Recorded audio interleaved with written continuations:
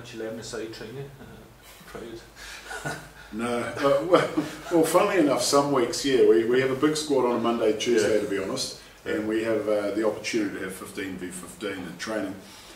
Later in the week on a Thursday, we release a lot of players back to the semi-pro, and so we quite often have just the subs, which gives you about, what's that, gives us about 8, doesn't it? So we've been down to 8v15 a bit, but now on a serious note, no, you don't normally prepare. You prepare often for, you know, a potential yellow card, what you do at scrum, and we have Hadley Parks obviously in that scenario, and we use that on the weekend.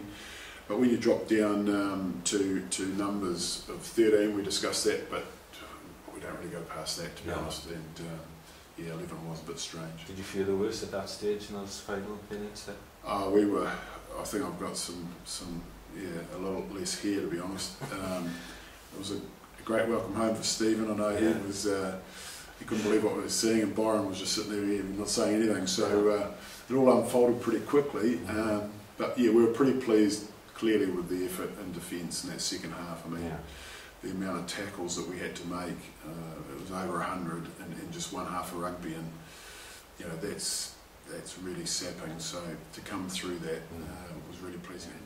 You mentioned defence. Obviously this time last year you were playing Ulster, tries being scored everywhere, and you went to Dublin and conceded a few. I mean, that last weekend you must have been delighted in terms of, you know, your defensive discipline in particular. Yeah, and that's, you know, we talked in the pre-season, we're ahead of where we were this time last year, and that was evident in that display, and I think Byron Hayward is, you know, he's been entrenched with the boys now for 12 months, and the new guys that have come in, the challenge was to get them up to speed.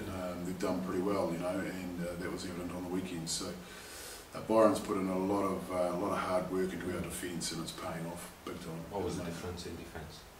I think the attitude. I think everybody's sticking to the different systems in different parts of the field. You know, we had guys performing certain roles, and they did it very, very well, which lifts the other guys around them. And I think the communication is big as well. We've been, you know, last year early on in particular, we're very quiet. So guys have got lead roles there as well, and there's a lot more talk going on, which gets the feet moving, and so it's all a sort of a knock-on effect, really. They sound like small things, but when you put them all together, it makes for a reasonable defensive effort, and certainly that was the case on the weekend.